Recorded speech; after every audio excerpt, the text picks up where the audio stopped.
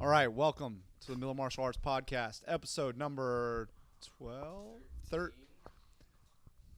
You'll see it in the description below. Oh, before we get started, let's talk about something that really grinds my gears. Here we go. I just got this SIRT gun, and go ahead, pick up the other one. Inside this AR platform SIRT stick, there is a Glock, what is that, 17 or 19? 17. Okay, there's a Glock 17 in there, and it's like a real Glock 17, like got a pretty realistic trigger pull. Got a weighted mag. Yeah, weighted mag, exact same stuff. This one has some of the exact same features. Okay, this is like they call it their SIRT 20 or 20C because it's the carry size. And I'm a SIG guy, and I have a 320 myself in the carry size, so I got this. And I went to put my light on there so it would go in my holster so I could practice doing some dry fire draws, and we were doing some combatives work. And the thing that is most standard, a 1913 Picatinny rail, they messed up somehow. The easiest thing to get right, and they messed that up. So like my light just hangs on there all loose. You can shake this thing around and it wobbles. Let me look at it. I'll fix it. This may or may not be edited due to user error. You may never see this. You may never see this. Okay. You may not have pushed it all the way down. Yeah. All right. Today, our guest, professional mixed martial arts fighter, holder of belts at the amateur and professional level, purple belt in Brazilian Jiu Jitsu, jack of all trades. That's a compliment. And instructor here at Miller Martial Arts, Jesse James Wallace. Thank you for having me. Welcome to the podcast. Hell of an intro. Thank you. All right. Thank you. Yeah, you're welcome. Okay. So, gut check. What do you do to get your day started? Well, I usually start my day with one of the kids punching me in the head to wake me up. So that's how I like to get going. The kids are usually up before me, but first thing I like to do is figure out whether I can work out first thing in the morning or not, or whether I have kids first thing in the morning. Yeah, okay. So what time you like to wake up? I like to wake up about 10 o'clock. Kids like to wake up about 8 o'clock. So 8 there's a o'clock. fine balance in between there. Do they actually hit you in the head to wake you up? No. They are crawling on me, though, and if Cameron is up first, he's all over me. He wants to play. If Aubrey's up first, we got to play hide and seek or one of her games that we got to play. So the kids are my alarm clock. I don't have to worry about setting an alarm clock. Cameron's a year old? Yeah, he's 10 months old now. Yeah. And Aubrey's 5. She'll be 5 in November, yeah. Okay. Yeah. So, but they're all about dad. Yeah. They're all about dad. Hands full as fuck. 100%. 100%. So before like what you do to get your day started is to find out what you're going to do for your day, essentially. Right. Okay. You don't have like a morning routine? Not really, no. Just because I like to just do what the kids want to do earlier in the day, because I know from the afternoon I might not get home. When I get home, they're usually asleep. So I like the first part of the day to be kind of whatever they want to do or play with them or whatever, because I know for the second half of the day I'm going to be gone training or teaching or something like that for the second half of the day. So the first half of the day I don't mind playing with them or doing whatever they want to do for the first part. Yeah. Let's wear them out for mom. Something like that. So they don't got to wear her out. Yeah, and then I don't have to pay for that when I come home. Yeah. 100. I got you. All right. Nickname. Tell us about it. Oh man, this will be the first time I've said this on record. Okay. So, my real name is not Jesse, and what? There's a record screech, right? Yeah. My real name's not Jesse. My real name's James. My first coach. I guess it was just like my fighting style, how I would go for the finish, and I wouldn't keep the top position. I would go for the sub, kind of risky, kind of going for it. And he was like, just the outlaw Jesse James. He said it one time. He just called me the outlaw Jesse James one time, and it stuck. Everyone started calling me that. And my first fight, I pulled a flying triangle in my first fight, kind of falling backwards and hit it, and it just it stuck since then that I was the outlaw Jesse James. And then At first I didn't claim it. You know, I was like, nah, my name's James. Don't worry about it. That's just my fight name. You know, and I got tired of every fight explaining that to 50 people after the show that my name. So then I was like, yeah, I'm Jesse. Yes, I'm Jesse. And then it kind of evolved to where people just thought I was Jesse. You know, and now I would say about 90% of people that know me think my name is Jesse, and it's not. It's James. Sorry to disappoint you guys. No, I think that's a cool story, actually. Yeah. My coach, So, he said it one time. It wasn't like a, hey, everybody, his name is Jesse. It was like, the outlaw Jesse James out here. He said it one time during a training session, and I was like, that's kind of dope. So Stuck. how come the outlaw part kind of got dropped? Or what about that didn't stick? Because that's kind of cool. Yeah.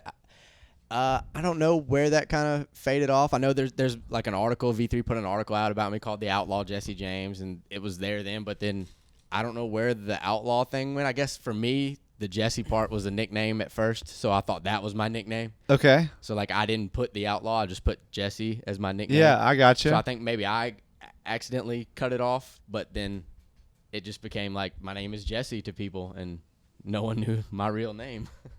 At least it's close to James. Right. And it's not like, hey, this is Pete. And you're like, everybody's like, what?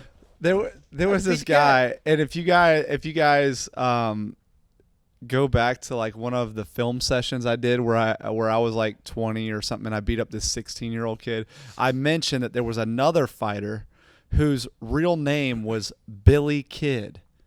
That was his name, and his nickname was The. So when he was announced, it was Billy the Kid. That's pretty cool. And so it was like, Billy the Kid what? Yeah, everybody's like waiting for waiting for like the last Yeah. name to hit. So like you're kind of lumped into the same category as that guy a little Yeah. bit. The outlaw got chopped off, and then I started answering to Jesse. People started calling me Jesse at fight shows. Then they introduced me to their friends as Jesse. So then, like, the next time they see me, it's Jesse, and it just kind of like blew up that way. So let's just talk about your real name. Yeah, James. Like, but James Wallace. Yeah. Like, Yeah. were you named after the outlaw or no? No, Okay. my name is James Marshall Wallace. Okay. It has nothing to do with Jesse. So, but Jesse James Wallace probably ran into a marshal in his day. There we go. And the current Jesse James Wallace is sitting across from a former marshal. We're going Whoa! we're going right down this rabbit hole. Oh, Illuminati shit. confirmed. QAnon, here. Yeah, Illuminati confirmed. Well, I've had a good show. Okay, so Marshall. Yeah. That was my dad. That's what he wanted my name to be. Okay, but it wasn't because Jesse James No. Wallace. My dad did not think that deep. No. Jesse No. James, the outlaw, ran into a marshal. That's not where this came No, from. no. Okay. No. Favorite piece of martial arts training equipment? Wow. Could be generic. Could be a specific brand. My favorite Could piece be a of coaching martial arts- piece of equipment. Doesn't matter. I like my iron jaw mouthpiece. Iron jaw mouth I guard. like a good mouthpiece. Won't fall out. I can talk with it. I can coach with it. Like, I had the boil and bite, fall out, get my lips busted, my teeth busted. That thing is like, I've had one since I was 15, and it's solid as a rock. So I think that's my favorite, because I don't have to take it out to coach, put it back in to finish the round. I can kind of just like put it in at the beginning of training and have it the whole time and not have to worry about it. I think my mouthpiece is probably my favorite part. Plus, I can put whatever I want on it, have a custom one. I think my mouthpiece is That's where my it's at. favorite, too. You don't have to excuse my phone briefly ringing for a moment, but Professor Bubby Mitchell calling. Uncle Bubby. Uncle Bubby. Hold on one moment. Listen. Hey, I'm in the middle of a podcast. Are you Careful. okay? Careful with Bubby on speaker. All right. I'll call you right back. Listen, Bye. this motherfucker. Came into my gym. I told him he could clean the mats. He never showed back up. Yeah. Yeah, so I like a good mouthpiece. Yeah, I had a company that was making for me like my entire UFC career was called Jaws mouth guards, and they were awesome. Former student, and then he kind of stopped training, but became like friends for forever. Matt McGarry, he was Boca Raton PD, and it was his like side company. Yeah. You know, all law enforcement and Have a side gig. Yeah, and fire department, first responders, they all got a side gig. Yeah, and Lawn care. and that Real was estate is dude, huge. and his mouth guards were the dopest. You know, like I felt about like his mouth guards like how Jesse does. Yeah. And he ended up like making them like the boil and bite ones, like the cheaper ones. Like he ended up like getting the contract doing them for the UFC. Nice. So like if you ordered them from UFC.com, you ended up getting a Jaws mouth guard. But he got out of the game. But I miss it, and like that's one of those things. That's kind of like you get. I'm like I don't know if I know I need a new mouth guard. I know I need to find a new company, but is it going to be the same? Yeah. You get brand snobby about it for sure. Yeah. Once you put the good one, Yeah, it's like this one fit the best. right. You can buy your old mouth guard. It's for sale. I don't want my old one. I need a new one. It's Miller time. You're It's a on eBay. Piece of shit. It's available for All purchase. right. Do you have a concealed carry that you care to disclose? Yeah, I do. I have. What do you like? What you got? I got a Smith & Wesson Shield 9mm. I like it. I had the SD. It was just it's a little cheaper model, but I like the Shield better. I like the appendix carry in the front. But yeah, I like it. I got a Shield 45, but I like the slimmer frame. I pick it up. It feels good. Mm-hmm. You can manipulate it pretty well, and for being such a thinner frame gun, it doesn't have a whole lot of recoil. Yeah. Yeah. What do you think about it? I like it. Yeah. I like it. I think if you're going to conceal, especially like a 9 or a 45, and you want that bigger size weapon, I think it's awesome. Yeah. And that like straight into your palm back strap helps really manage that recoil. So I like it a lot. Yeah. Pet peeve on the mat. I got a few. Okay. I got a few. But let's start with one, and then let's go down the list. What right. if you had Put names behind them too, you can. Number one is shoes on the mat. Shoes on the mat. Yeah. That triggers me. When I taught fitness kickboxing, there was no, edge on the mat. There was no like border like we have. You know what I mean? It was just the end of the mat, and people would walk in the front door and just walk across it, and it would make me want to hit them with my car. Yeah. And when they come across the front, or they're like asking for information, and they like just stand on the corner of the mat where we're actively working out, and it makes me want to do terrible things to that person.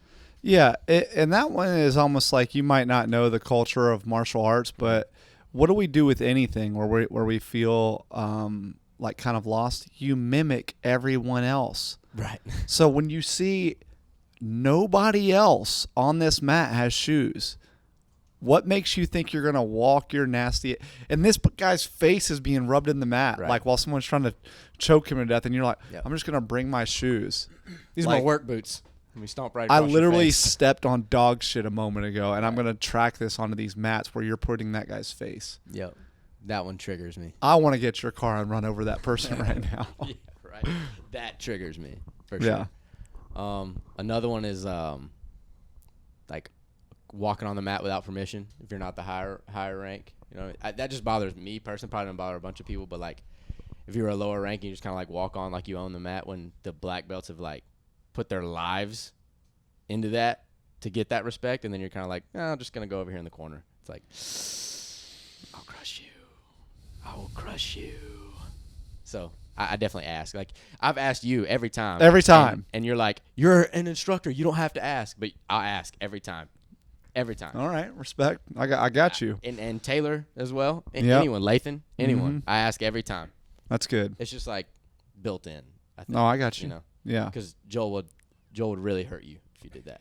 And bless He'd be him. like, yeah, come on in. Yeah, Bless sure. him and for then it. just crush you. Bless him. I respect everybody, and I respect freedom and the freedom for any person to run their academy how they damn well please. So if you violate whatever the rules are for that spot, expect the consequence. And that would be a righteous consequence, getting smashed for something like that where the rules are clearly stated. Right. Yeah.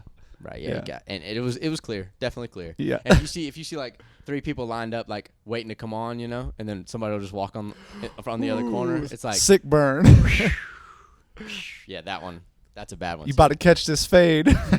Right. Right. And wouldn't even say anything to you either. He'd just be like, "All right, when we go live, you're round 1, and you're gonna get it, And then after the roll, he'd be like, "Always ask before you come on." But they're like, "I don't even know what I did." They just got crushed. That one. And then one I don't even like to do, but I have to do it sometimes, is like side coaching. Like if you're instructing the class, or if Coach Lathan or whoever's instructing the class, like, all right, break, and then someone like wants to be extra over here in the corner, like coaching their own thing. That one triggers me. It's like, yeah, I know he said do it like this. We call him but Captain Coach. there you go. It's like, I know he said do it like this, but I like to do it like this. I'm like, whew. Yeah, that's Captain Coach. Yeah, that one gets me too. Captain Coach is a fucktard. Yeah. Yeah. That one Yeah. gets me. A lot of captain coaches are white belts in jiu-jitsu. They're white belts or they're purple belts. Right. Like, that's how captain coaches always are. Yeah. They're white belts or they're purple belts. And I won't even like help the class unless you're like, hey, go help. You know what I mean? I'll just stick with my partner and drill what you're telling to drill, unless you're like, hey, go help. Because I hate it so much when someone does it to me. Yeah. You know what I mean? Even Alex, when we were working, he was like, do it how you want to do it. And I was like, nah, I want to do it how you do it.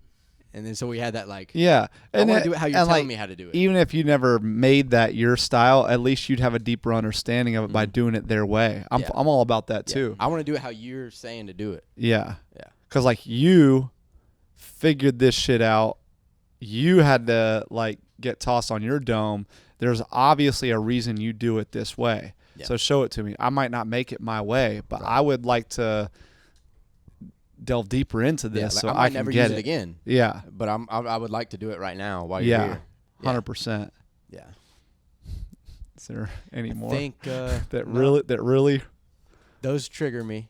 Yeah. I can't think of any more really. I let a lot of stuff go. I've been training since I was 15, so I let a lot of stuff not bother me. But those get me. Yeah. Those get me. What's your favorite takedown? Ooh, a Sotogari. Up against the cage, inside trip. That's Ouchigari. Ouchigari? Yeah. There you go. So I don't know it. You learned that on the blue belt test. Yeah. I don't know that. I don't know the names for anything. I just know how to do it. Okay. The cage inside. That I've hit it in all my fights. So if you're scouting me for fights, that's gonna be coming. Yeah, it's gonna happen. Yeah, it's gonna happen. What's funny is, like, you can prepare all you want, right? And you can, like, see the video. Yeah, it's still coming. I've had an opponent tell me, I won't say his name. I had him tell me that I won't hit him with it. And I hit him with it. You won't hit me with that trip. Oh, yes, I will. What about sweep? These don't have to be things you do.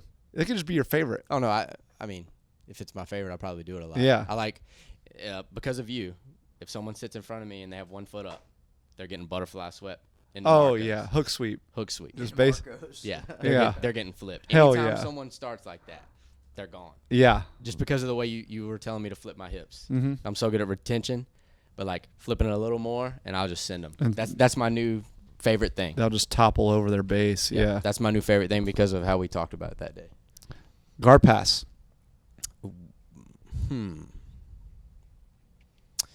I like just to bait the triangle, the reaching back and baiting the triangle with the angles, except for against Cole Miller. I like to bait the triangle to get him to open their guard. Except for against Cole, the other one I like both hands on the hip, the old school knee in the butt. Yeah. Sit back that way. But against anyone else except for you, I like to bait that open the guard triangle. They throw their legs high and I'll pass the side. So I like the bait to throw it over, but you get me every time. You know, I'm sure there's more than 2, but there's like 2 ways to do this. It's like, one is like the kind where, like, you might have put the knee in or not, but you have full posture, and you do that. And then because your plan is to, like, chuck with this arm, like the one that's actually splitting the legs. That's like your intent because you're at full posture. And the other one is where you're low, like this, and you're doing this, but your intent is more to pull the other elbow in, and your elbow beat their hips flying up into the arm. You understand? So, like, those are 2 ways to do it. And obviously, like, you're going to find which one works best for you. For me, I like the full posture one because, like, if they are tall and are long, this one you still have a good chance. But those guys that, like, crouch down here and they go like this, they're just hoping that their elbow beats the hip. Yeah, that's to me that's a little riskier. Your hips explode so fast from on your back to attacking the triangle. You're jumping for it so fast that I get beat every time. Mm-hmm. Like, and that's how you teach the triangle too, is to pop up. Yeah, And- like violently. Right. No one does it, but you do it and it works every time. So. Yeah. All right, we'll work on that. Yeah. We'll work on like being able to bait it more Mhm. and making that work. Right. Okay. I'm with it. What about submission? Triangle choke. Triangle choke. What a cool. It's like now everybody knows what it is, Mhm. but there's been several books, like old instructional books, written on just triangle choke finishes, and how many like really good grapplers out there that were like world class level have made instructionals now, like the video instructionals on just triangle choke. There's people whose entire like their seminar circuits are just triangle choke. Yeah. I love it. I finished my first 8 fights by first round triangle. Yeah. Just dusting dudes. My amateur career was very similar. Yeah. Like the triangle choke. No like, damage. I was going to sprint at you into a flying knee, or I was going to throw unlimited amounts of head kicks till you took me down, and then I would triangle choke It your was ass. over pretty quickly after that. Yeah. I didn't take much damage at all. First round triangles. Like, Yeah. all through my amateur career. It was then when I learned you could just pull the arm, get an arm bar, it was like, oh my God. Oh my God. But yeah, that's my Get to the favorite. triangle Triangle position or diamond position, it's sometimes called, because your legs make a diamond, and then get in the arm bar from there. Mhm. Either one. Doesn't matter. Yeah. Doesn't matter. But triangle choke for sure. What's your have you had acai bowls before? No. Okay. What's Never. your favorite post training snack? Snack. Popeyes. Popeyes. That's not a snack. No, watermelon. Watermelon. Watermelon? Watermelon. Because Okay. like I'm usually super thirsty after training, and watermelon is just water anyway. Yeah. But, it's always been watermelon. Like after weigh-ins, I would have half a watermelon and just eat it. Man, Yeah. this Watermelons is where it's at. Something about like a cold watermelon, like coming out of the cooler. Mm-hmm. Nice. No, hell no. No. I mean, I don't mind it, but not after cutting all that weight. I just want to eat it. at the main academy, old main academy on Johnson Road, where you've been. We had this wrestling practice one day I've where heard this we before. just died, bro. And Kate Mako, Steve Mako's wife, brought all this watermelon on the mat for us. Like, you have never been so relieved to have a piece of watermelon like in your hand. But like, the practice was grueling. Like, I don't know if he told her that day it was going to be really bad and you should probably He was bring like, watermelon for the hey, guys. These guys are gonna die. But They're yeah, gonna need the 'cause backup. it wasn't every Monday. It was not it was like this day where we were just like dead. She was like walking around giving watermelon to Man. the guys. It was like, You okay, pumpkin? Yeah. Here's a piece of watermelon. Yeah. I fought in Mississippi one time, and Cody Sheffield was like, hey, I got us both watermelons. For after weigh-ins, and this was the day before. He's like, they're in the freezer. I'm like, yes, right. We weigh in, we go back to the back, and we're like, I don't have a knife. He's like, I don't have a knife. So we're looking around for somebody to have a knife, and he's like, and he just hits it. He just crushes this watermelon into a bunch of pieces and starts eating the pieces of watermelon because the weight cut was bad for him, I guess. So he just like karate chops this watermelon and goes crazy. Yeah, you gotta get it how it is. yeah. Who's your favorite jiu-jitsu player of all time? Marcelo Garcia. Who's your favorite MMA jiu-jitsu guy? Or just MMA guy? Doesn't matter. Yeah, well, I mean, we know Dustin Poirier is my favorite fighter, but That's a good choice. yeah, He's a beast. I liked Mayhem Miller in the beginning No, because he gave GSP fits. oh man, what I mean? Mayhem, dude. His jiu-jitsu for MMA was so sick. And I used to dye pink in my hair when he dyed red in his hair. That was kind of like my thing. But I liked watching him fight, and he gave GSP hell. That was one of my first like, oh, this guy's using jiu-jitsu how I use jiu-jitsu. Yeah, and he was a Georgia MMA fighter originally. I think maybe during Matt Waller's podcast he might have mentioned Mayhem back in the day, but like he was an Atlanta guy, trained with Master Jacare, Homero Cavalcanch, who's been the head of Alliance here in America for forever. He trained with him, I think, till purple belt, and then he, had a bunch of MMA fights, and then he left and went to wherever he went after that. He ended up in LA or something at some point, but his grappling level was super high. Yeah, he was one of the first ones that I was like, he's using jiu-jitsu for MMA. It broke my heart to see him arm triangle Sakuraba. Like if Sakuraba his time was done, but it was just like, Sakuraba was like the grappler, like he took, he fought 5 of the Gracies, and he beat 4 of them in his prime, and then after he what I would say he should not have been fighting anymore. He lost to Halleck or something like that. But then to see him just get put to sleep, with the arm triangle by Jason Miller was like, man, yeah, please don't let this guy ever fight again. That's cool. Good gut check round. All right. Origin. Where were you born? I was born in Horn Lake, Mississippi. Where'd you grow up? Between Horn Lake and Memphis most of the time, yeah. What was it like? I played every sport with a ball, so I was always busy, never really got in trouble because I played sports constantly, had a ton of friends. I was always busy because I just wanted to play the next sport. I was like, I don't know which sport's going to work out, but I'm going to be a professional athlete in one of them, so I'm just going to play them all until I figure out which one I want to do. So I was always about the next game or practice or whatever. So what sports? Played baseball, football, basketball, and then I found fighting at 15. But baseball was always like that was the one. The one, yeah. I was just brothers naturally good at it. Brothers and sisters? I got a little brother. He wasn't really. I think I was so into it that he didn't want to be into it. Into anything? Yeah, not really. Yeah, sports wise. Sports wise, yeah. I think I was so into it, and then he had to get drugged to all my games and practices but he was too young to play at the time, Mm-hmm. And by the time he was old enough, he just didn't want to do it because he had to go through all of mine, So he was like, "Nah, I'm out." What about school? Were you studious? I would do enough to make sure I was eligible that weekend to play whatever. To play? Yeah, and I could have had straight A's if I wanted to. It was easy for me. Mm-hmm. I just was like, if I can just halfway study and make a 70, I can play. I don't care, and I would, and I probably shouldn't have, but it's like I'm not here to be a doctor. I'm here to play baseball. Aiming for the stars. Yeah, I would just do what I could. 70, huh? Yeah. A whole 70. I was like, nah, I'm out. Yeah, and all my finals, I'd be like, what do I need to pass the class? Okay, got it. It's like, but if I would have put any effort into it, I could have had straight A's easy. Yeah. Easy.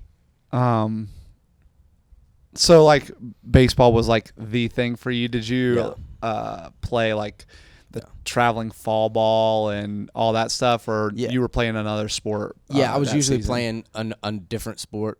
I was playing football in the fall, and I wanted to keep playing football until I got to high school, and then it was just baseball after that. And that was about the time I quit everything else to pursue baseball. I found MMA, and then I was like, oh, I don't even want to play baseball anymore. I want to do this. But no, I played baseball all year until high school, and then it was like, well, you got to pick one because I've spread myself too thin. I can't. I'm okay at everything, but I want to be really good at one, and you can't spread yourself out. So that's when I was like, I'll just play baseball.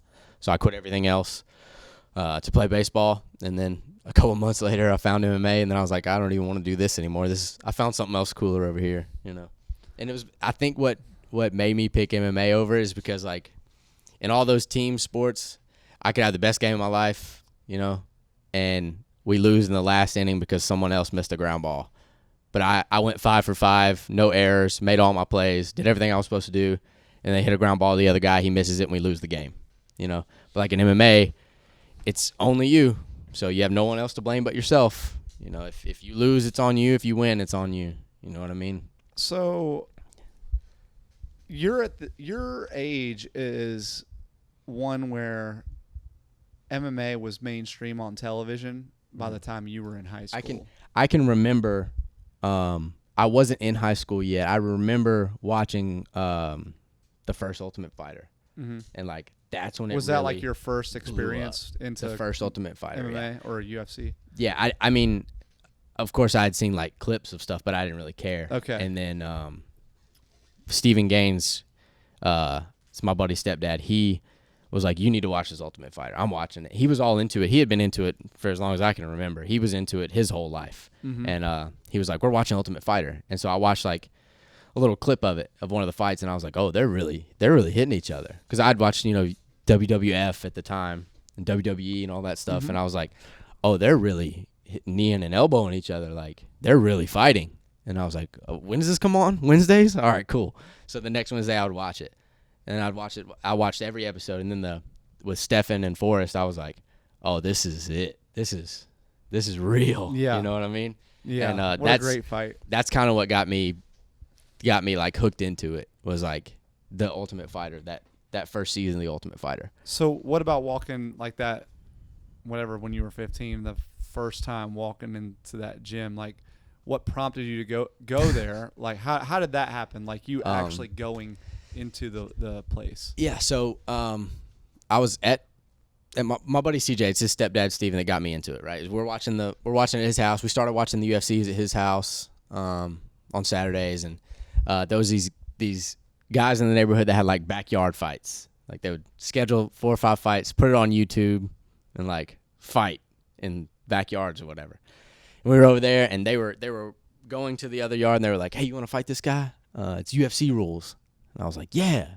And of course, right? I seen it on TV. I can do it. I never trained before, ever. Only played sports, right?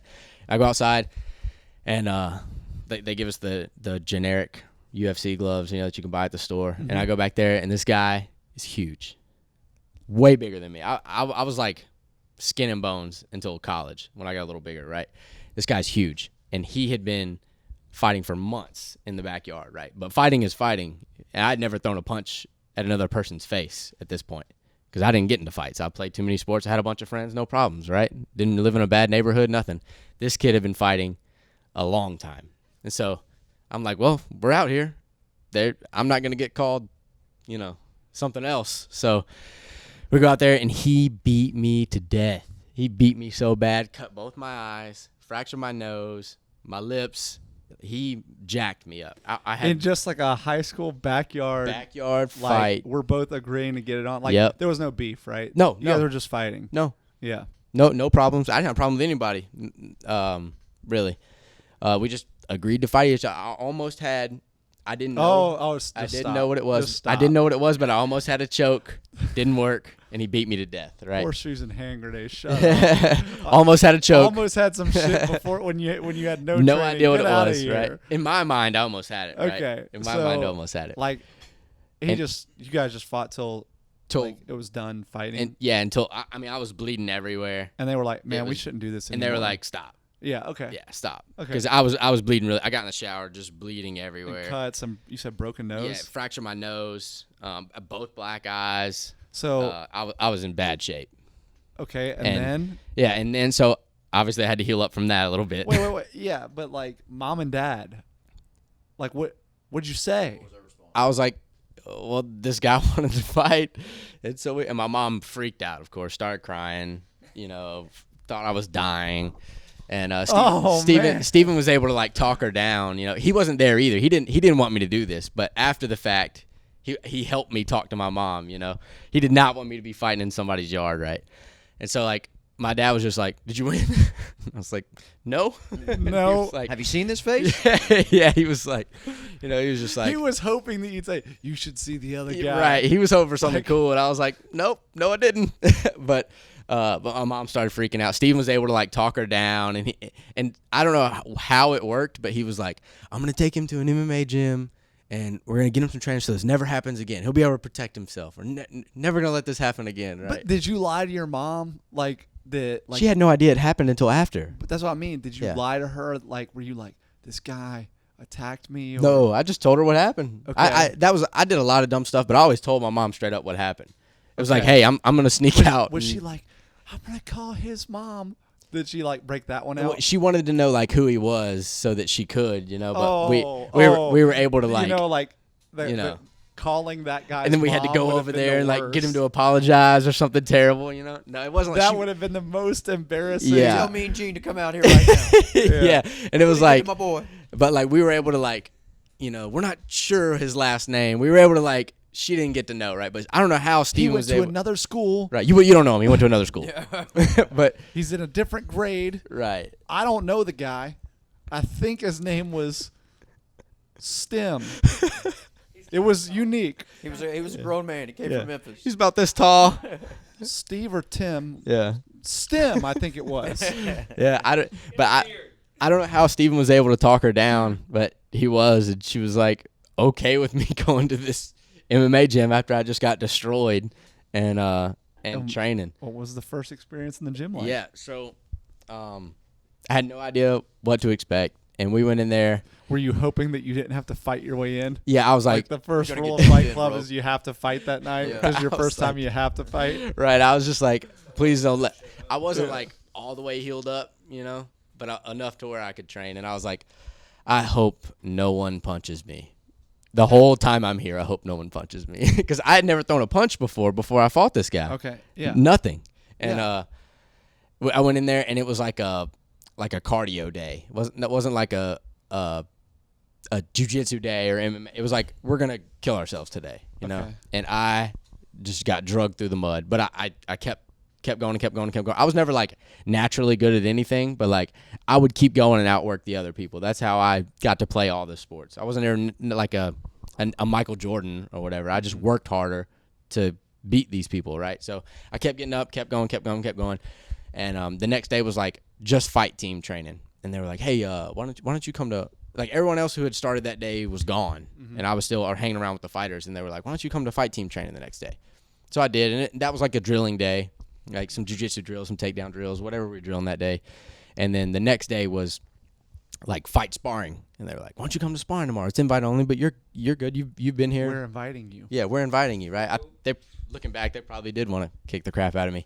But I was picking it up so fast. Like the drills they would show me once or twice, I would drill it once or twice and be okay. Like I was picking things up really fast. And What gym was this? this was Fisher's Bang Gym in Horn Lake. It's not there anymore. Okay. It's moved and changed names. Okay. But Fisher's Bang Gym is where I started at. And it was like jiu-jitsu and karate was like the school. They had karate during the day or in the afternoon, and they had jiu-jitsu at night. At night. And then at the end of that, the people who wanted to do MMA would Like train. MMA stuff. Right. Yeah. At the end. That's like classic. yeah. That's how it was. Like the karate was like on the front door. Yeah. Like we do karate. Oh, yeah. And then it was like we do some jiu-jitsu. Yeah. And then MMA was like in the back corner if you wanted to stay around and do MMA. Yeah. But yeah, so I think that's how I learned how to do jiu-jitsu and how to not get hit with karate. That's how I first learned how to fight. Was like, because we didn't have like a Muay Thai or boxer or nothing like that. It was like karate or taekwondo, whatever they called it, or jiu-jitsu. So like I learned how to be good off my back. Yeah. And I learned that range of when I'm in trouble or not. And I couldn't really do a lot of damage or like, But you could defend. I and knew maybe when I get was a in trouble. takedown or I knew when I whatever, was in yeah. trouble. Like whenever they're too close for me to be in trouble, that really helped me with my range. So how many months of training for your first fight? Little less than 3 months. And was that 3 months all with that first team? Yes. Okay. Yeah, every day but Sunday. I trained like a maniac. So what was the first fight like? Yeah, it was during baseball season. So I would have baseball practice after school. You're 10th grader? I'm a 11th ninth grade? grader. Ninth.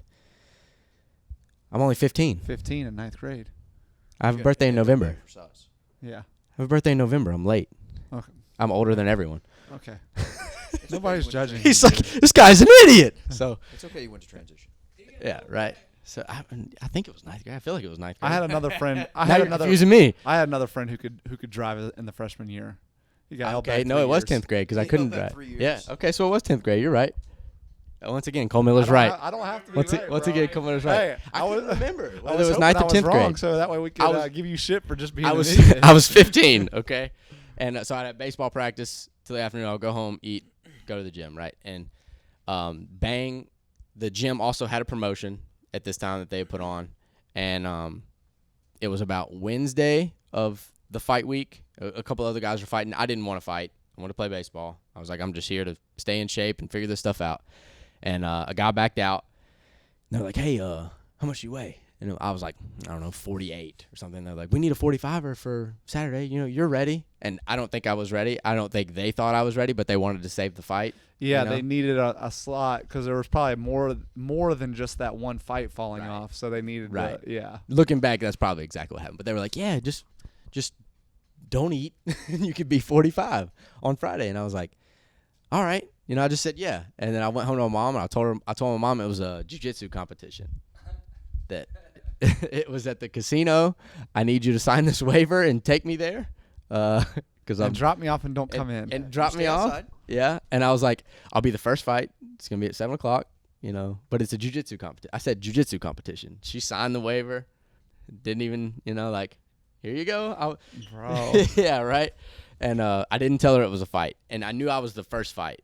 So, like, she wouldn't get to see it before. So I was like, she'll get mad, but I'll already be done. So I'll just deal with it Yeah. after, Yeah. Because like, if I was like the third or fourth fight and there was like a war, no way she was letting me do that. Right. So I was like, I'm first fight, whatever. I'll deal with it after. And so we get there and there's a cage and she was like, I came out before the fight and she was like, why is it in a cage? Like, what is this? And I was like, well, there's Marketing ploy. I was like, well, there's fights later. Like there's fights later on. And so Why do you have gloves on? yeah, so I weighed in on Friday. This piece of shit was just telling us, I always told my mom the truth. He was like, I might have done some bad stuff, but I always told my mom the truth. That's the way he pitched himself at the beginning of this podcast. But I knew that wasn't going to fly. I really want to do this. And Forgiveness than permission. That's Right. right. Yeah. Very rarely did that happen, right? So, like, I weighed in on Friday. My opponent was from out of town, so he was going to weigh in on Saturday, right? So I weigh in at 45, no problem. And the whole team's walking into the venue, and we see this just shredded guy up on the stage weighing in. And we're like, he's going to kill that dude. Like, whoever's fighting him, he's going to kill him. Right? And he's like flexing, right? And so, like, our coach he's already there because he helps run the show. Like, he's already been there, Yeah. right? So the whole team walks in. We're going to the locker room. We're all joking around. And he comes, like, we're not even in the room 20 seconds. And my coach comes in there and was like, hey, your guy weighed in. He's all good. I was like, who was it? And so we That guy, Adonis, with the 10-pack. we figure out that it's the guy that was on the stage. And I was like, oh, and it just, like, sunk, right?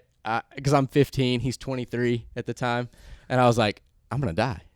I'm definitely gonna die. And like, it didn't help that the rest of the team was quiet too. It wasn't like, oh, psh, it was like, ooh, like, Sucks to be that guy. yeah. I was like, oh god. I got a question for you. What's up? Were you 15 and you had a bunch of tattoos already? No, I had no tattoos. Okay. Nothing.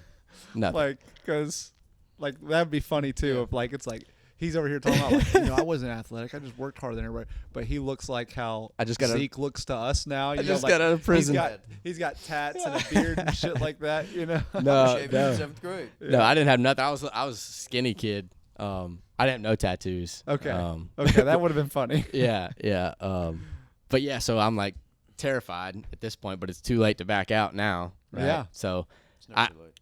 oh, it was too late, right?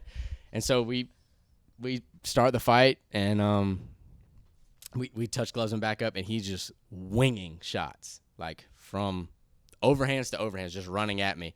And I just pull guard. I don't know if he ran into me or I pulled guard or what, but I fall back, and he reaches up to throw at just over the top, and he misses and hits the floor, bangs the floor, and the whole crowd starts screaming, and I throw up a triangle off of the missed shot. Mm-hmm. And I was squeezing for dear life because that shot went by my ear, right? And I finished the fight, and I get up in a triangle, and I just start going crazy, jumping around. It was like the most embarrassing thing ever looking back. But, like, I was like, I'm alive, and I beat him, right? As soon as he tapped, and I beat a man. Right. I'm 15, and I beat a man. He was 23. Yeah, and it just, like, the rush for, like, that couple of hours after the fight was just, like, and then unmatched. Your mom's like, James Wallace, you get your ass over. When I made it out of the cage, and we were supposed to go out of the cage, up the ramp, and see the doctor. That was like, you go this way before you go out, right? As I hit the bottom step, my mom was like right there, just crying, like crying. Oh, and what my a grandma scumbag you is are. just crying, just losing it, right? And yeah, but like I won, so I'm all happy, right? Yeah. And it was just, I did great. yeah, I spent most of the rest of the time sitting by them, like, I'm so sorry. Consoling them. I really wanted to do this. Right. But I didn't know, but Steven had been talking. Steven didn't know that I told him it was jiu-jitsu because he was there. And he was just like, yeah, he's going to fight this guy, blah, blah, blah. And he was talking to him already. So they were crying before the fight even started. They were crying before it even started. And, yeah, that first swing comes by your ear. You're like, Lord, yeah, if you let me live through this, I'm gonna do one kind thing a day. Right. I'm just gonna stay in my room. I'm gonna Right. read the Bible. right. That video, you can hear it hit the floor. Yeah. And it was like, it was a good one. Yeah. And I was like, that. What was his name? BB Bush. Oh, you fight old Bush. BB Bush. Right? BB. BB. His name's like Brad something something, but the name is BB Bush. Yeah. And he sent one flying. Dude, somebody should. His nickname should have been Gun. BB Gun Bush. Yeah. There you go. Yeah, but yeah, and I didn't know, but Steven had been telling him that it was MMA. He's like, oh, he didn't tell y'all. So Steven kind of accidentally ratted me out and was like, What are you doing? I just figured out. Keep talking. Tell your story. oh, and so they were crying before the fight even started, and My baby gonna die. yeah, it went well, and my mom was like, you want to do this again, don't you? And I was like, oh yeah, because like after the fight, for like that like period after the fight is over where you won, nobody could tell you. Oh no one could tell you anything for like that period after the fight. So I was like, this is what I want to do. Da, da, da, da, da, da. And luckily, Is this my the mom fight? was, Let's is do this it. BB Let's- Bush? You want to watch it? let- Yeah, yeah. let's do it. It's only 40 seconds or so. Oh man, no tattoos. Baby shit. Look at this. The BB Gun Bush. Terrified. Where's your mom at in there? Like behind the camera. Damn, that would have been good if it had her on camera too. Freaking out, right? This guy's This has got he's got like classic like 2006 like walkout songs. he's got you like know, those red sprawls on. You know what I'm Yeah. talking about? Look at this guy. We will destroy. That looks like Dad. Way bigger than me. He's got biceps. I ain't got nothing. What are you doing over there, praying? It's something. I need some help. I can't look at this guy. I Yeah. saw his 12 pack yesterday, and I need some help. he's like, "What do I do with my body in this moment where I'm So waiting?" did you have fight shorts or did you like I borrow had to those? buy those. Yeah. I had to buy those when I was like, yeah, I'll do it. They were like running no pockets. Yeah, it was like swimming trunks. Yeah. You're like Loudon Swain or whatever versus Shoot in the movie Vision Quest. He's just like standing with his Shoot. traps out too. Jesus. Like fully flexing on me. I'm terrified. Look at this guy. I wish it was like not a video from the 80s where you could like see. I wish this wasn't in 120p. Here, recorded this on a Razor. But yeah, I was absolutely terrified at this point. And my coaches weren't even talking to me. They were just like, "All right, let's go. Let's kill this guy." And they aren't even like trying to talk me up. They're like, he's got it." Did you see any film or anything on this guy? Like, No. This is not that era. No. They had YouTube. This is before, not our era, his era. You're Gen 1. Right here. You just heard word of mouth. Hey, there's this guy in Georgia. He's really good. The internet came along, right? Damn. Oh. Full guard. Here comes the big one. You can hear your mom screaming. Yep, 100%. So he gets out of this one and throws a hammer. Oh. Yeah. That one would have ended my career, I think. Just classic armbar triangle. Locked it in. Hook the leg. The leg, yeah. See ya. Dude, and your mom and grandma are just thinking you're on the bottom, you're losing. And he's throwing punches. I'm yeah, dead. like, I and might then be after dead. you won, they like thought that They had no that idea guy how I would won. have killed you. Like, there's no, yeah, They had no idea. I know. No idea. And then you just get a little finger tap. Just a little finger tap. And then I lose my mind. And right now, they're not sure if you even won or not. That cut my eyebrow, by the way. David Martin headbutted me through the cage and cut my eye, and I didn't even know it. So was it his headbutt or was it His- the fencing was like really the fencing shitty? hit like we hit each other, but the fencing cut me. But the fencing wasn't like the nice coating. Oh, that we have on no. This. It was like Oh, no. actual like And- It's like the Yard and fence. the cage is like bowed out because it's 45 years old. You know what I'm talking about? Oh, yeah, I do know. Yeah. We'll probably have that at the cage that we have coming. Right? in our It's next like, school. but yeah, and that was I haven't That's seen that fight in forever. cool. But yeah, So- if he would have hit me with that overhand, probably never fought again. if I'm Just being fighting honest. as an amateur, like you guys are not wearing 7-ounce gloves or shin guards. It's Could you elbow? oh, knees and elbows to the head, 12 to 6. Mississippi still has the rule where you can 12 to 6. But not the back of the head. Not the back of the head. Yeah. No. But knees and elbows to the head at any time. 12 to 6 except for the back of the head. 12 to 6 is weird. Yeah, I it agree. should be fine. I agree. It's like they think that coming ceiling to floor is so dangerous. First off, I can't think of too many instances where I would prefer to throw a 12 to 6 elbow. Like, Yeah. Have you heard the backstory to that? Yeah, with John McCarthy. Yeah. Yeah. They were in a room and apparently somebody had seen where like the late night television where somebody in karate like breaks a piece of ice like or a brick with their elbow and they're like, oh, that could kill a man. It was the first time they put the rules together for unified rules for MMA, and they were arguing about like strikes on the ground, no soccer kicks, like what to do and what Okay. not to do, and they had gotten all the rules, and apparently it was like one of the guys had seen one of those, and he was like, well, we don't want this. Yeah. And McCarthy was like, that's not a big deal. And then someone was like, hey, like, Just they let him win on a whole bunch of other things. Yeah. And he was just like, just let him have that one. yeah. Just So let McCarthy him- was like, I could have fought and got it, very weird. but like we got a lot of other stuff that we didn't think we were gonna get, so let's just chill on the 12 to 6. But Apparently, is what McCarthy said. I know refs that swear by it. That they will hold a specific moment in the meeting to be like, now I want to define what a 12 to 6 elbow looks like. Yeah. And I'm like, why does that matter? Yeah, there was Bellator in Mississippi, and they were like, the commission was like, 12-6 is fine, and Bellator was like, whoa, no, it ain't. Whoa. And so, like, Bellator made, like, an amendment to where, Right, like, yeah. no 12 to No, 6. Yeah, like Strikeforce But in general. It was just so funny they that, had elbows standing but not on the ground Right. for some of their fights, which was like, that was cool, I thought. it was Like, just so funny the Mississippi commissioner was like, 12-6 is good. Yeah. Bellator's like, whoa, hold up. Hold on. That's crazy to me. That this is illegal, but this is Yeah. not illegal. And Like, this that's what I'm is saying. legal. Yeah. Right. Like, because, and then this I've heard is it. legal. I've heard it, like, from refs and commissioners, as long as you get an angle to it. yeah. Doesn't matter how slight, as long as it's not from the lights Ceiling to the mat. floor. Yeah, from the lights to the mat is Which illegal, but Unless that's to the back of the head, yeah, it's not that. Yeah. You wouldn't even want to do it. yeah. No, I I was just trying to think like what. like up against the cage, maybe, Yeah, like I've down done like it, that like, on to the the hip. bodies, the Yeah, side but of you're the head. stuffing their head. Right. It's still not sealing the floor. And then like If it turns that But way. damage wise, a 12 to 6, it's. I mean, what the danger? What I mean, compressing someone's spine if you hit them in the top of the head, like Yeah, that. well, It doesn't make any sense. the soft part Exactly. Yeah. under there. yeah. If I feel like I would rather throw an arcing Yeah.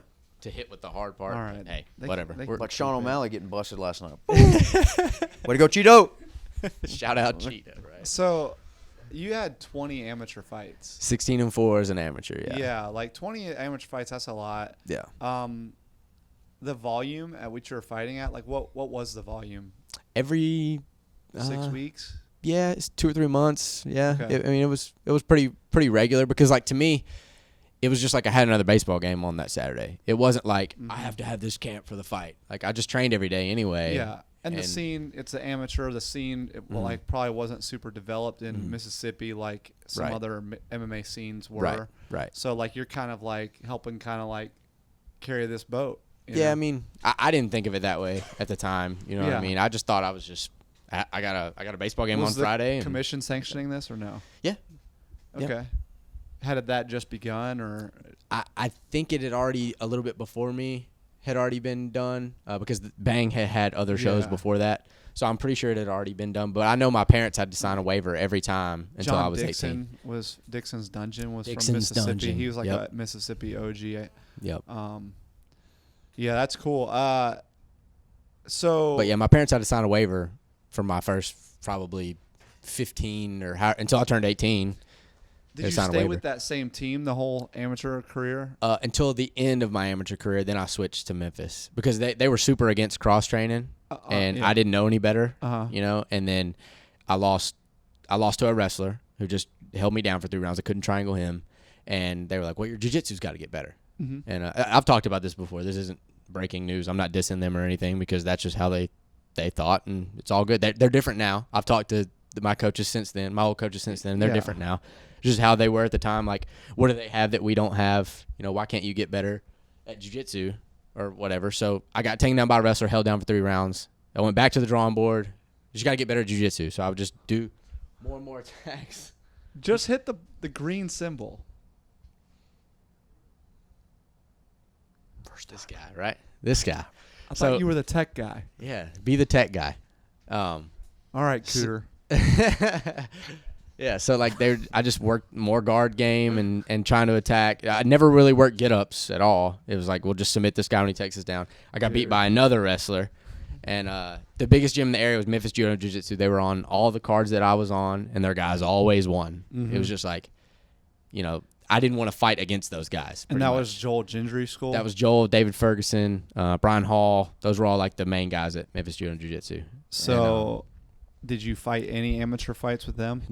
Yeah, with them, yes. How many? Yes. Just the last two that I had, Okay, and so one. did you see a big difference in those two fights, or not really? It took a little longer. It took a longer for me to see it. Like I had some, I did some like things I did differently. Those last two fights, like mentally, like don't just pull guard. If you get taken down off of a kick, you get taken down off of a kick. Mm-hmm. Yeah, but it wasn't like that where I just kind of fell down and hoped he came into my guard.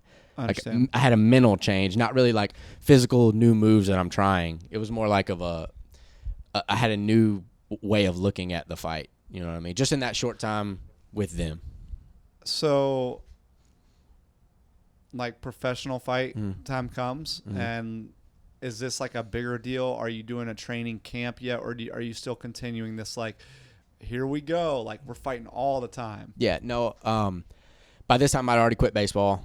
But I promised my mom I'd finish my degree before I went pro. That was like the deal that she made with me. She was like, "What if you break your leg and you can never fight again?" That's what she said. So I promised her that I get my degree. I got a criminal justice degree. A broken leg.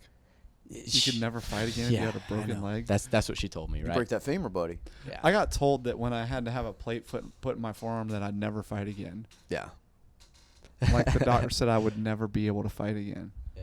So Like you don't even know what it is, and you're telling me I can never do it again. yeah. What? Yeah, you're wrong. You're definitely wrong. But yeah, so I had already quit baseball at this point. I was just doing MMA. And you're in college by now. Yeah. College boy. I didn't want to be there, With his degree. Yeah. It was like, but I mean, I actually tried in college at the end of it just to get out of there. Cause like I wasn't going to play baseball. I didn't want to be here. The only reason I wanted to go to college was to play college baseball and become a pro. I didn't think I was going to be an MMA fighter until the very end of my amateur career. I was just fighting to be fighting. So you were playing college baseball, though? No, I didn't. I never played a single inning. Okay. As soon as I went to Northwest, I was going to be on the baseball team, try to walk on, all this stuff. I was like, nah, I'm going to fight because I had 5 titles in 2 different weight classes, won 8 fights in a row. Like, you couldn't tell me anything. I was like, I don't need baseball. All my best McGregor of the friends, South.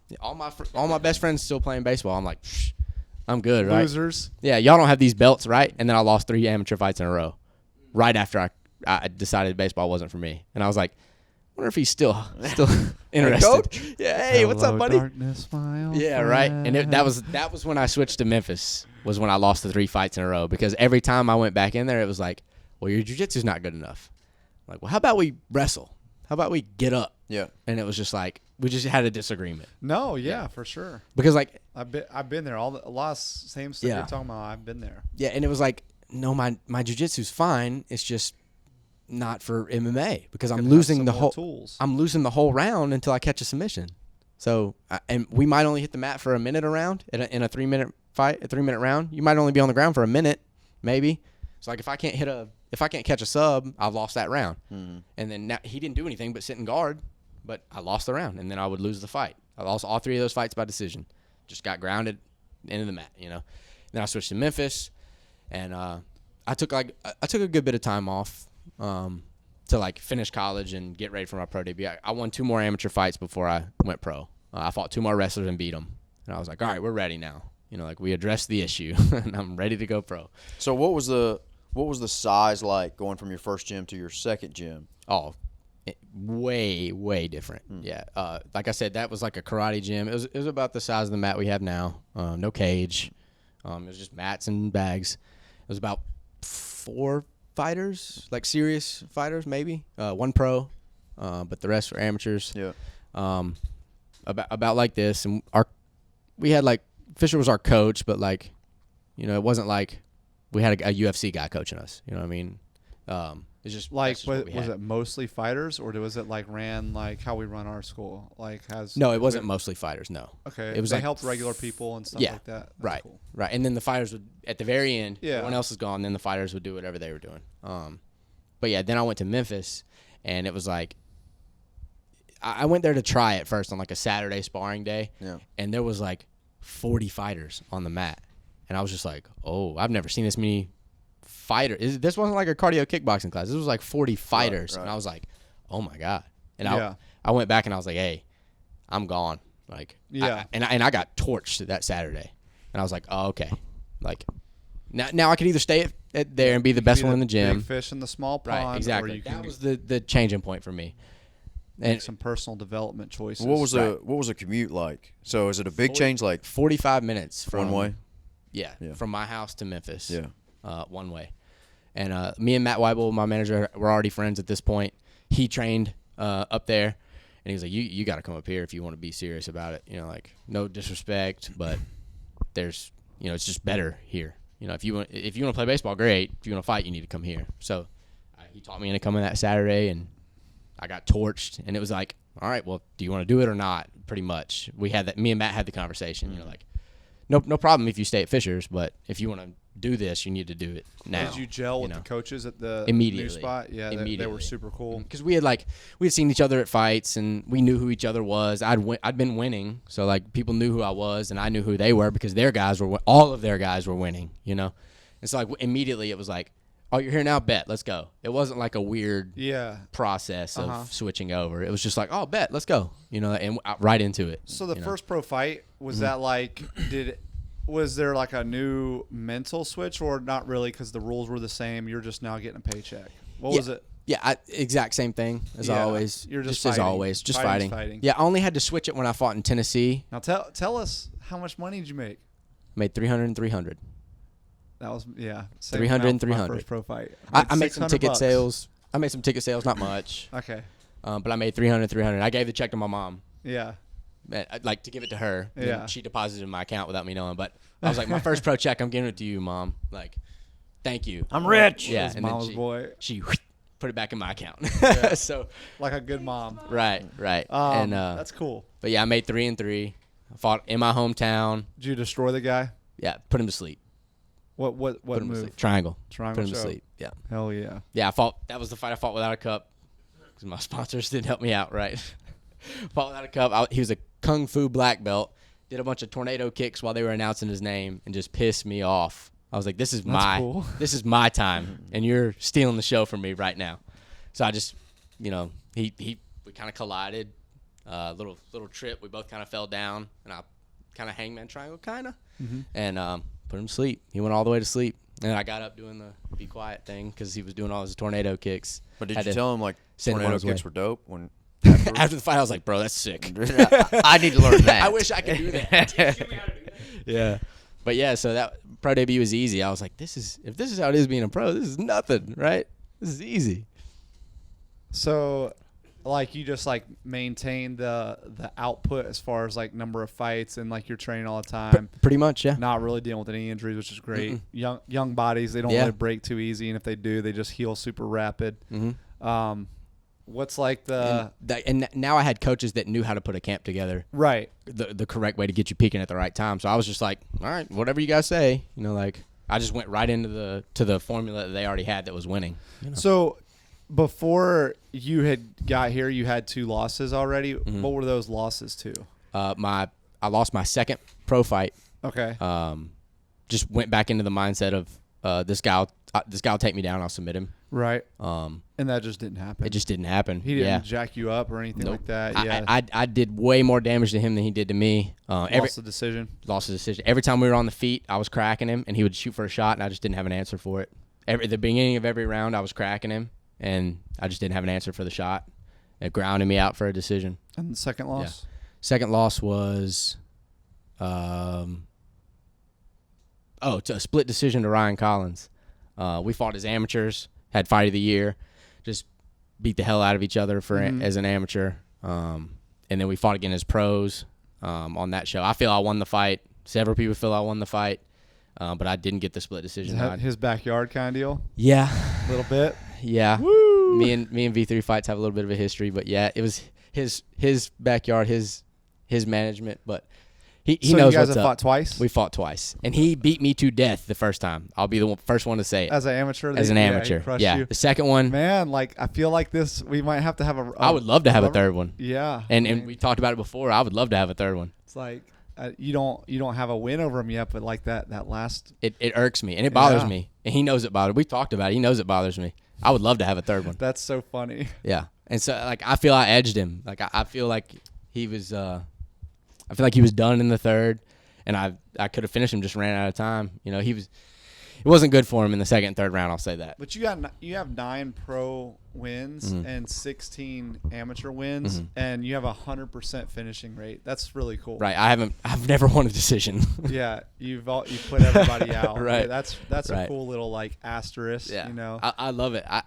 When, like the later in the fight, it's like I haven't got a sub yet. You know, like I need to get this sub or this TKO or whatever. You know what I mean? Like, I don't rush it, but like I find that first mistake. I feel like they make that first mistake. I feel like I can capitalize on it.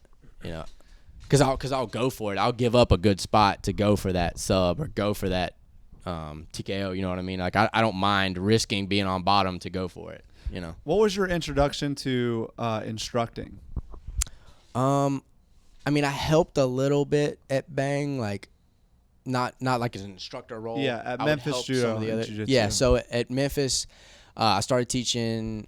Like I would cover the MMA class. I would cover part of the beginner MMA class if the guy didn't show up, or you know, I had Okay, that's whatever. how it started, I would just yeah. kind of cover, and then it was like they wanted me to teach fitness kickboxing because I've been doing striking this whole time. Yeah. And so the fitness kickboxing isn't as the same level as Muay Thai. So if you're good at Muay Thai, you can teach fitness kickboxing. And so they just asked me to teach. Started teaching fitness kickboxing a ton. That was my only job. And the people loved it, so they were right. like, "Oh yeah, you're gonna be doing this for us." Right. And so I got to the day I got to quit my job. I called Dave Ferguson, the owner of Memphis. I was teaching fitness kickboxing on the side, and I was like, "Dude, I hate my job, but I'm gonna keep doing it. If you ever have a spot for me to go full time, please tell me, because I hate this job." Okay. And because I was What working were you doing in before? it was maintenance at the Racket Club of Memphis. It's closed down now, but it was awful.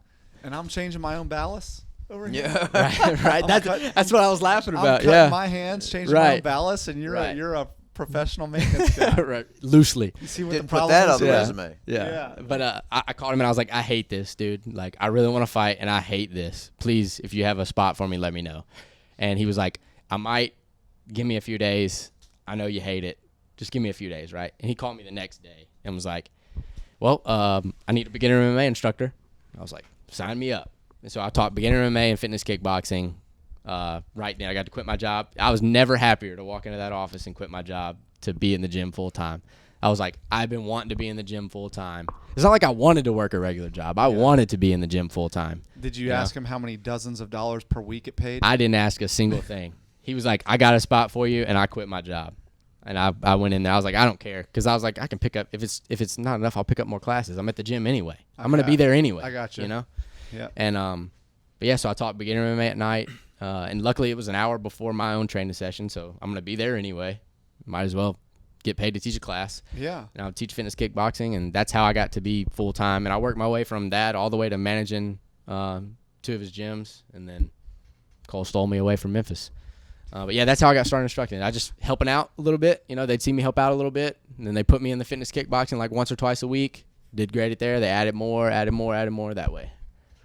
All right. So that's pretty cool. Like as far as like the rise, like 16-4 amateur, 9-2 pro. Like you said, I stole you away. You know, and when you got here, I was like super excited because like I could see like you're hungry. You know, you want to fight. And I'm like, yeah, you know, we're gonna be able to get a good like 6 to 8 months of kind of feeling each other out, like kind of change some things up for you, and then like you get used to me, I get used to you. Wrong. You know, but it was cool. Like Right. you know, Dana White Tuesday night contender series. You know, they you got the call. You know, so Yeah, I thought we were gonna have time as well. I did not think I was gonna get that call. and that's like one of those calls that like even though I wasn't super happy that you had to fight. It's like one of those opportunities that you just don't turn down. Absolutely. Yeah. You know, like because Absolutely. that's one of those things. Like if you're hungry, like and you're hungry, you know, like you want to take that fight, Mhm.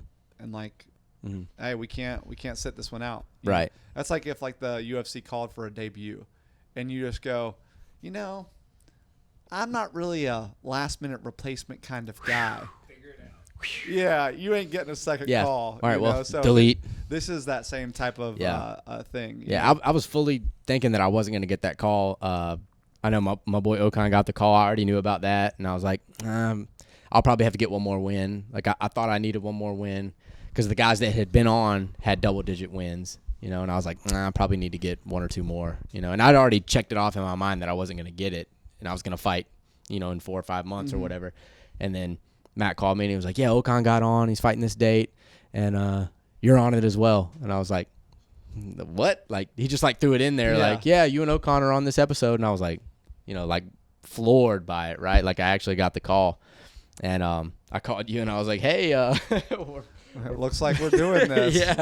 Yeah, I hope you don't mind me taking this fight. Well, But the yeah. prep in the camp for that was like really good. The best I've ever felt physically. Yeah, and like the big strides and stuff. Like I felt really good. we got out there to Vegas. It was a cool experience. Yeah, I agree. Lots of I agree. cool. I loved it. Stuff and like exposure. Yeah, I loved it. And the fight was just fucking awful. Yeah, it's like I just didn't show up. you know, That's- it's like that click, like Mm-hmm. the lights just got turned out, you Yep. know, and you just didn't, you know, perform. Yeah, I don't know. I wasn't. I was there mentally, like physically, I was the best I've ever been. It's just like none of the It's like brain freeze. none of the triggers happened. Like yeah. I And didn't. the matchup was tough. The matchup was tough. It was a tough matchup. but, Yeah, But like Yeah. you just didn't show what your Like, skills were. I didn't throw a body kick the entire camp. Yeah. The first strike I threw was a body kick. yeah. Like it was just stuff like that. You know, like, yeah. It was just like I wasn't. I didn't show up. So you, didn't you, show you up. got dominated by this guy, Yeah. Joe Selecki, Yeah. who is now undefeated in the UFC. So it's Yeah. like when that kind of thing happens to you, you always root for that guy. Right. I don't ever want him to Because, lose again like- unless it's me. And if he does lose, you don't want him to look awful doing Right, it. It was right. It's like one of those things like, yeah, he lost, you know, when he was ranked 15th and he fought the number 10 guy. You Right, know, like right. that's the Something like only that, type yeah. of loss where you might be like rooting against the guy. Yeah. Other than that, like you want that guy to win forever. Absolutely. Yeah. I want his next loss to be me. Yeah, Like, yeah. That's what I want. But, Yeah, like, you want to be sitting like in the same locker room, like give him a fist bump, you know, like Right. hey man, right. good. That was a good fight. Yeah, for you sure. know. And like we knew he was a good grappler, and Yeah. like we knew he was a black belt, and I was like, I've submitted black belts before. Like I felt so good, I think, that I was just like, I got an answer for it. Like, yeah, he's a good grappler, but I got an answer. You know what I mean? Mhm. And then like, as soon as it hit the mat, I was like, ooh, you know, this is a different kind of pressure that I'm feeling now. You know what I mean? Like top pressure, and none of my answers worked. You know what I mean? He was just one step ahead the whole way through. You know? So like since then, like you've been here a while now. Like 2 this years. You've been here 2 years. And. Mm-hmm. Where have you Shit. been? Mm-hmm. I've been militarized. Yeah. I'm a much better we don't fighter want now. him demilitarized. We Yeah. want him militarized. Yeah. That's right. I'm a much better fighter now. You've I've been here 2 full militarized. years? Yes, sir. I feel like I have. Yeah. Right. You've been here. No, dude. No, you haven't. I've been showing up here. Oh yeah. Okay, yeah. Yeah, we started doing this We started doing this in December, January. Yeah, okay. Yeah. So I'm just trying to think timeline. What was the date and year of the contender fight? I feel like it was July July 9th. of last year. 19. So I've been here a year and a half. Thank y'all. Once again, Cole Miller is right. Okay. Once again, I'm getting used to saying You're that. trying to make me like think I got CTE over here. I do have 2 CTE. years? Yeah, I do have CTE. So yeah, a little less than that. Okay. All right. Yeah, and like, things are awesome here. I agree. with you here. I like having you on board as part of a major part of our team. Thank you. You do a lot here. I like you're- to do a lot Like I here. told you, you're the jack of all trades. You do a lot here. Wear a lot of hats. Yeah. I like to do a lot here. Everything except for fucking maintenance. And he's a former pro maintenance man. Now you're doing maintenance. Yeah. Yeah. Apparently. He like you're a go-getter. You know, you do Yeah. like Yeah. everything. It's like you'll teach kids class, you'll assist kids class. You'll teach advanced kids class. You'll assist advanced kids class. You'll teach MMA sometimes when I let you have the reins. I know you like doing that. Mm-hmm. You'll teach no gi. Shit, you'll teach gi fundamentals if I ask you to. Yes, sir. You'll teach striking. Yeah, you're a jack of all trades. I like it, and like I worked other jobs and then had to come work in the gym. So like having the chance to be in a gym full time, I love it. Like, Yeah, it I doesn't know. it doesn't feel like I'm clocking in. You know what I mean? I love being in the gym and working in the gym. It doesn't to me. It doesn't feel like I'm working to teach a class. 'Cause sometimes I love it. when you're not even on the schedule for a class, you still show up to help I teach love for it. So I know you love just being in the gym. It's not like I'm clocking. I'm never like, oh, I gotta teach at 4. You know what I mean? Yeah. I'm never like that because I know what it's like to work a regular job wishing I was in here. You know what I mean? Yeah. And I love being here. That's why I'm asking you all the time, like, yeah, I'll cover it. I got you. Yeah. Like, yeah, you're leaving. I got you. No Oh, problem. you're leaving? Yeah. I got all your classes. Yeah. And I like generally like doing it. You know what I mean? I Yeah, love dude, being martial in the arts gym. is the coolest shit. Yeah. This is the coolest shit. I've worked. It wasn't easy, right? But I've like worked to where I could be in a gym the rest of my life if I want to. Mm-hmm. You know what I mean? Like I feel like I've made myself valuable enough to a gym that I could be there the rest of my life if I wanted to. What are your goals like long term? Yep. I mean, number one is I want to be in the UFC. That's Yeah. still my number one goal. Yeah. Like until I can't do it anymore, that's my number We one got to goal. actively pursue it. Right. Yeah. And then of course I want to have my own spot Do you know where you want to have it? somewhere in Florida. Florida? Yeah, I want to go to Florida. Yeah. Something Do you know about it. what, do you know what part that you like? Southern Florida is my favorite part. Yeah. My dad lives in the Keys. I don't really want to go to the Keys. There's not enough going on there. You know, it's a little too much like slow, I guess I would But say. maybe by the time you're ready, maybe it won't. Maybe. It won't be. I've been there quite a few times. I like South Florida as in not the Keys. I like Yeah. mainland Florida. Dude, you're you know gonna what I mean? be that. That's tons of people to pull from. You'll Yeah. be competing with some. And heavy I would hitters love down to. there, I would but- love to be a part of American Top Team as long as I could be. Yeah. Like if I could have my own Dude. spot of American Top Team, I would do it 100%. and just having access 100%. to everything that Right. those guys have, especially while you're pursuing your fight career. Right, like It's me and oh, Poirier yeah. fought on a card in 2009 together, and like I knew he trained at American Top Team. We talked very briefly in the back because I was still an amateur, Mhm. and I was like, I want to train there. And then like I was looking up American Top Team fighters, and I was like, that's what I want to do. That's what I want to do. And like I never really thought I would be able to get there because I didn't think I was going to be a real fighter until the end of my amateur career. I was just doing it to be doing it. Right. Yeah, I didn't really pursue it and like reach out or email or none of that stuff. I was just like, nah, maybe. But that's always what I wanted to do. And then Matt Danger Schnell has the same. We had the same He's a manager. Stud, yeah. And we fought on the same card one time, and I was like, I'd love to come train with you at ATT. Everyone says that after their fight, right? Everyone says they want to come train with the guy, right? And nothing ever happens. Right? So I told him, I was like, yeah, I want to come train at ATT with you for real. And he was like, all right, cool. And I didn't think nothing about it. And he called me like a week later and was like, yeah, I got you in for 2 weeks. It's like a trial thing to make sure you mesh. If you want to come, let's do it. And I was like, I'm gone, right? Deuces. Yeah. See y'all later. And like that was the first time I went. Yeah. And I loved it, obviously, because it's the best gym in the world. And I was like, well, so you got to see the last location, the Mhm. Johnson Road, which was like amazing facility. Mhm. Like not for just then, even right now, that would still be an amazing Right. facility. But then they got their own building, massive spot, and you got to do a week there for this Right. last camp. right. And what was it like? Yeah, right, right. It was like the Coliseum of MMA. You know what I mean? It was Yeah. like that's where you want to go. Yeah. If you're an MMA fighter, the other nothing against the other big camps, but that's where you want to be. You know what I Yeah. mean? Like the feeling when you walk in there, you look across the mat and it's high level guys, no matter what, guys you don't even know, and they can kill you. Oh man, Yeah, there's you don't so even know many these guys, like that. and they could kill you. They just popping in and Right. like, you You never know who's gonna show up. they might have really good records. They might have really awful records, Mhm. but they're all very like elite level guys. I agree. Yeah. Like some people they don't understand what I mean. Like so there's guys out there who in the gym they can beat up the guys that you viewers Mhm. are seeing a top 5 guy in the world, and you're like, man, he's the best. And in the training room, this guy who's got a 3-11 record kicks that number 5 fighter in the world's Yep. ass. I've seen it. Like kicks their ass, and not like, oh, he's 3-11 jiu-jitsu world champion, so jiu-jitsu kicks us. No, this guy's like out striking that guy, dumping him on his head, tapping them out, but under the lights they feel a performance anxiety or pressure, or maybe they just have a really weak chin or something like that. Like these things can happen. So you can be on the mat. That's why it's so important, and this like sport and martial arts in general can like really reinforce and over teach you again humility, because you'll think that you're something because you're attached to a major thing like Ryzen, UFC, won fighting championships, or Bellator, and you're like, I've done this and I've done that. Dude, they're just some dude who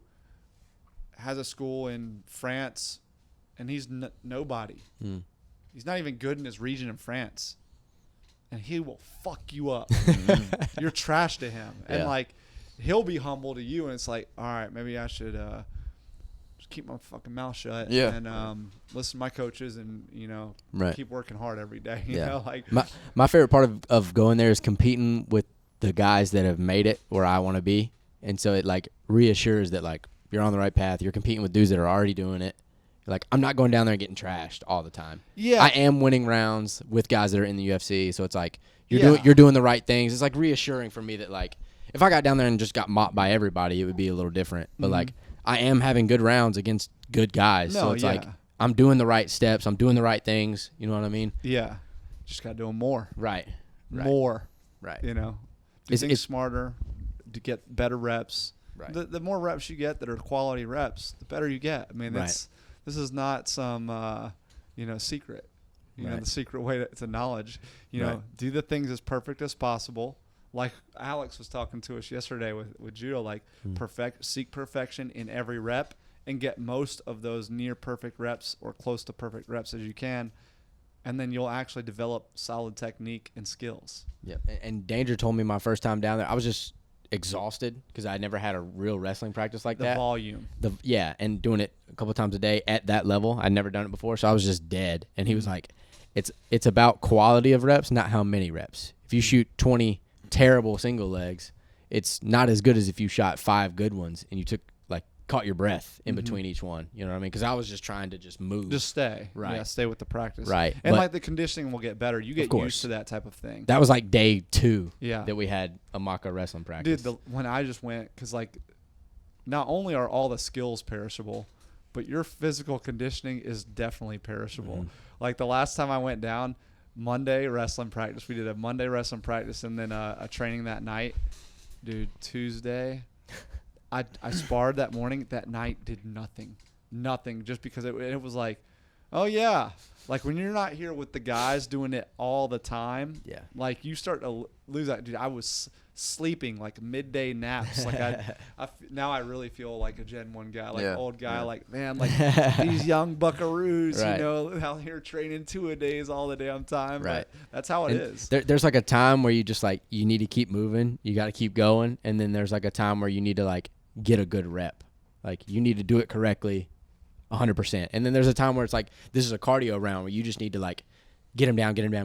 Like there's a difference. You know what I mean? There's like a time where you need to do the single leg perfectly, and there's a time where you have to just grind and get that guy down. However, and that was like a spot for me where it was like now's not the time to just drive yourself into the ground. We're doing like good wrestling takedowns now. So take a break, catch your breath, and then shoot a good one. Yeah. Well, if you guys like want to see the facility we're talking about, since if you're watching this on YouTube, you can just go on over and type American Top Team HQ, and they have like a tour, where like the camera follows around the general manager, Richie Guerriero, and he shows you like the place. It's really most of the place. I don't think he doesn't go upstairs into the fighter dormitory and stuff like that, but you get a pretty good look at this facility. Yeah. It's pretty amazing. Yeah. So like, what's next? When we fighting again? Yeah. Like, when do you want to fight again? When can you fight again? Like, what's going on? What else do you got going on? Yeah. I mean, I would like to fight again at the end of the year. I don't know if it's gonna happen or not. I've kind of been like mentally checked out since the Contender Series because that one hurt. That one crushed me. So I've been kind of like not as hungry as I should be for sure. I'm doing the reps, just not how I should be. So I just got to get mentally back right, checked in, hitting it hard again. You know what I mean? I would like to fight at the end of the year. That's like one thing that people don't understand is like because they see fighting as being so skill based and physically based. But like if there's one thing that you can't do if your head's not in it, it's fucking fighting. Right. Like if you're not wanting to do this, like you don't need to be doing it. Right. And I don't mean like forever. I mean like like what he's talking about, like, you know, am I hungry right now to do this? Right. If not, don't do it. Because like when your kid walks down the aisle to graduate from high school, you want to know that that's your fucking kid. Right. You don't need to be taking like head trauma and blows in these fights where you were. I did some stupid stuff in my career. I can just like give that as like good advice. Like you need to like if you're not into it, you need to put things on pause, on hold, and like mentally get right. Right. But don't be taking fights just cause. Like, Yeah, that ain't the move. You can train around an injury, you know, like you can train around that, but you can't train around mentally not being there. Disinterest. Yeah, like you bro, can't train because around that. That guy that is coming at you, and you know you're putting it on him, and his eyes are black and bloody, and maybe his nose is fractured, but he's coming at you like he wants to chew your face off. Like you gonna be like, nah, bro, you can have it. Like, you ain't gonna give up like that. Right. But that's like over time. At second round comes, third round comes. Like, you're not gonna do the things that you should be doing against that type of guy coming at you like Apollo Creed and Rocky Balboa, like classic. Just like make the most amount of sense for you. Yeah, I was just, I put everything into that. That was my shot. You know, like worked my whole career to get that. It didn't happen. And I mean, I guess I was just expecting it to happen, obviously. So it just crushed me. Obviously, I didn't show it. I'm still the same as I was, happy, teaching all the classes, right? But like, I didn't show it or tell anyone, but like it crushed me for sure. Like, and no one knows that it crushed me because I just acted like, oh well, it didn't happen, brush it off, keep going. I knew. Yeah. but like it's a different. You have to be in that. Yeah, it's a different thing. Yeah. And so like, no one else do. I just kind of brushed it off like another fight, but like that one stung a lot. So like then the next fight I was just kind of like, nah, like we're talking about, nah, not really, kind of halfway into it. I mean, you would agree I wasn't all the way into it. Yeah. And so then I took that one, but like that's why I'm not trying to book one actively. Yeah, don't rush right into now. it. Yeah, so like, it's not like you're getting any worse. You're only getting better. Right. I so haven't keep stopped getting better. Yeah, I haven't stopped training. It's just like I don't know when the next one's gonna be. Of course, I want to fight all the time because I'm a fighter, but like it needs to be the right time mentally for me to be like, all right, let's do it. You need to be You know hungry. what I mean? You got to be goal oriented. Right. In a position to be goal oriented. Right. What else are you doing? You're on Instagram. You got what is the Instagram? What's the handle? J Wallace MMA. That's my handle for everything. J Wallace MMA. Yeah, you do a lot of stuff. Yeah. What do you do for first round? I signed with First Round as a fighter several years ago, but they recently brought me on as an agent about 2 years ago. I have 6 guys that I manage right now between bare knuckle and MMA. So I'm just trying to build that. Bare knuckle. Bare knuckle, yeah. Cool. I got one of my guys, 2 of my guys, bare knuckle next month. But yeah, so I'm trying to get the business part of it. That like something I tried to do a long time ago was when I can't fight anymore. I love MMA. I love it. So when I can't fight anymore, I want to be able to be around it as long as I want.